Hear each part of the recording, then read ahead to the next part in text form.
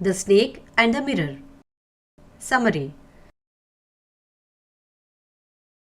The Snake and the Mirror was written by Waqar Muhammad Bashir. It gives an account of an incident that had happened in the life of a homeopathic doctor during his early days of medical practice. The doctor himself was the narrator. He recounts the story to a group of people. The doctor rented a small room where he had to share his room with rats. The noise of the rats was a familiar one to the doctor.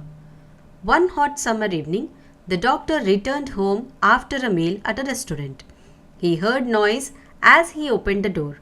He ignored the sound as it was quite familiar to him.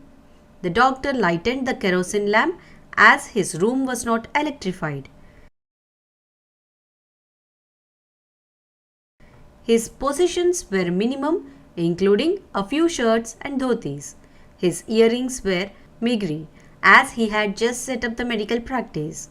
He took off his coat and opened the windows of his room and made his bed. He tried to sleep, but could not due to the weather. He got up and went out to the veranda for some air. He went back into his room and opened a book at the table on which stood the lamp, a large mirror, and a comb.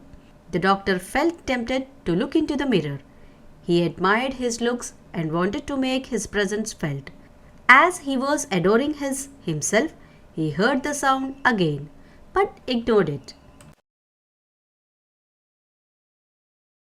The doctor looked into the mirror again and decided to shave daily and grow a thin moustache to look more handsome, as he was, after all, a bachelor and doctor.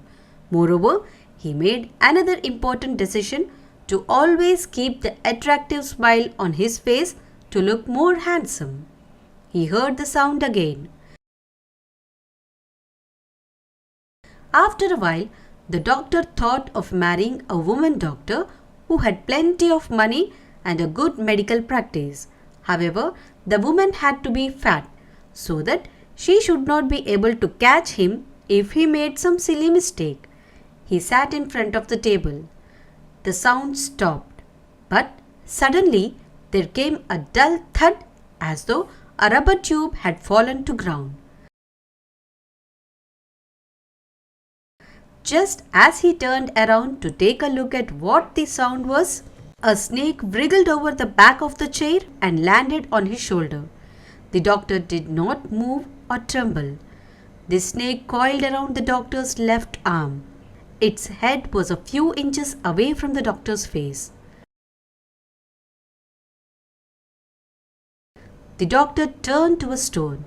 He was mentally active though. He felt pain in his left arm and his strength began to weaken slowly. As the doctor stood lost in his thoughts about the snake bite and the medicines, the snake turned its head and saw its reflection in the mirror. After a moment, it uncoiled itself and from the doctor's arm and crept onto the table and moved towards the mirror. The snake might have got absorbed in admiring its own beauty. Taking the opportunity, the doctor ran out of the room for his life. He reached his friend's house where he spent the night. He went to his room along with his friend and two others to move his belongings from there. But to their surprise, the house had been cleaned already by a thief who took away all the doctor's belongings except his dirty vest.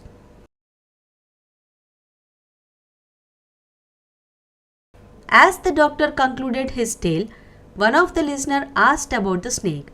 The doctor ended his story telling them that he had never seen the snake again. Poem: A Legend of the Northland. Summary. The Legend of the Northland is a poem written by the poet Phoebe Cary. It is a ballad which tells us a tale of Saint Peter and Little Woman. The tale has a moral in it. It cautions humanity against the sin of greed. Saint Peter walked around the world preaching the God's word. During his preaching, sometimes he would go on a fast the whole day. Once he was walking from place to place as was his routine. He had fasted for the day. He was feeling very weak and tired. He reached a cottage where he saw a little woman making cakes. Saint Peter asked the woman to give him a single cake from them. She was unwilling to give him a cake as she did not want to give away anything of her own in charity. She was a selfish woman. She thought that all the cakes she had baked were large ones. So she decided to give the smallest one possible. So she made a very tiny cake. As the cake lay baked, she found it to be too large to be given away. So she kept reducing the size of the cake and baked it like a thin wafer. She was not able to part with that wafer-like cake either. She was indeed against giving anything that she had in charity. At last, she gave nothing to the saint. Saint Peter became angry. He could not tolerate the woman's mean behavior. It irked him a lot and prompted him to curse the lady.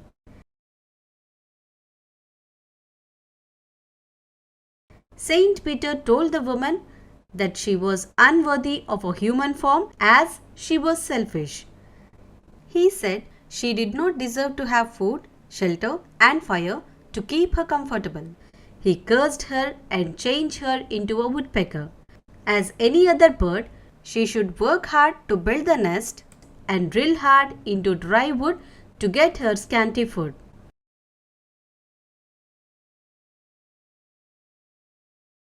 The woman transformed into a bird and went through the chimney without speaking any word. Except the red cap on her head, all the remaining clothes were burned. All the people, including the schoolboys, had seen her in the forest, living in the trees, boring and boring for food. Supplementary Reader. The Happy Prince. Summary. The Happy Prince is a story written by Oscar Wilde. The story revolves around the two main characters, the Happy Prince and the Little Swallow.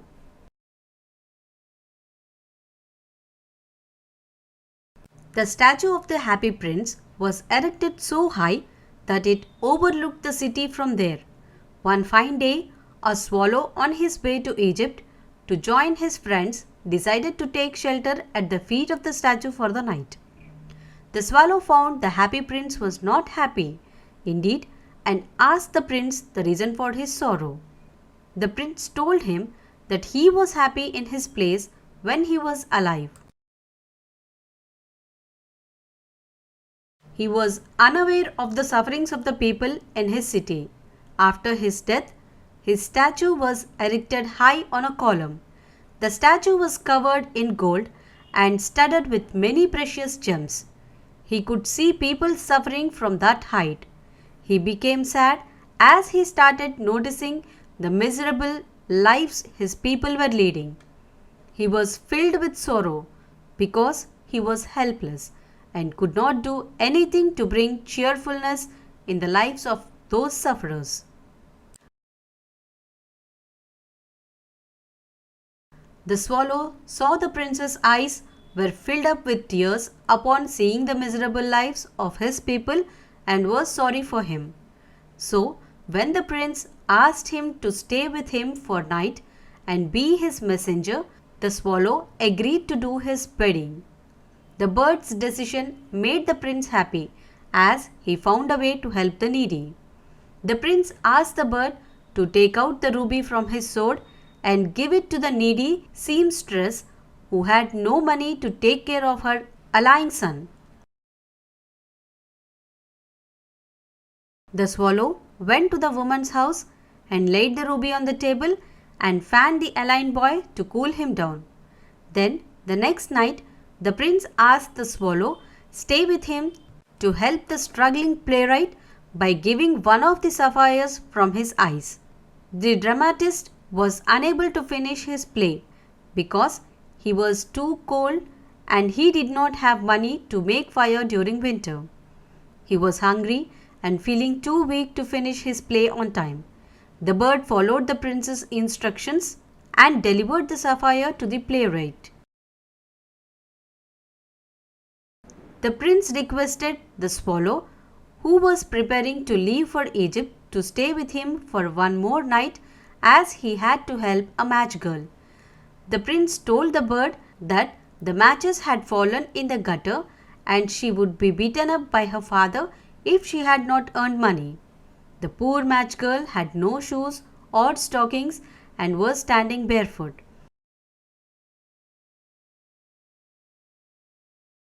The prince was moved at the girl's misery and asked the swallow to remove the other sapphire from his eye and give it to the girl to save her from being beaten up by her father.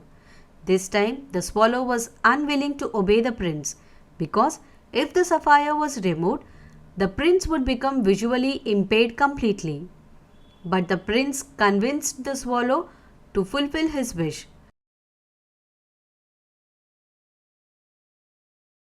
The bird slipped the sapphire into the girl's hand and flew back to the prince. The compassionate bird decided to stay with Prince always because he was totally blind. The bird shared the stories of what he had seen in strange lands and lived with him.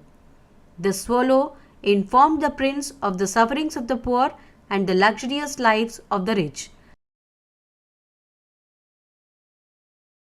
The prince told the bird that he had covered with fine gold and asked him to take it off leaf by leaf and give it to the poor. The swallow obeyed the prince until he looked dull and grey. Soon there was snow everywhere. The bird became colder and colder but did not leave the prince. The bird and the prince grew fonder for each other. However, his deteriorated health would not let him live longer. The swallow went to the prince and bade him goodbye.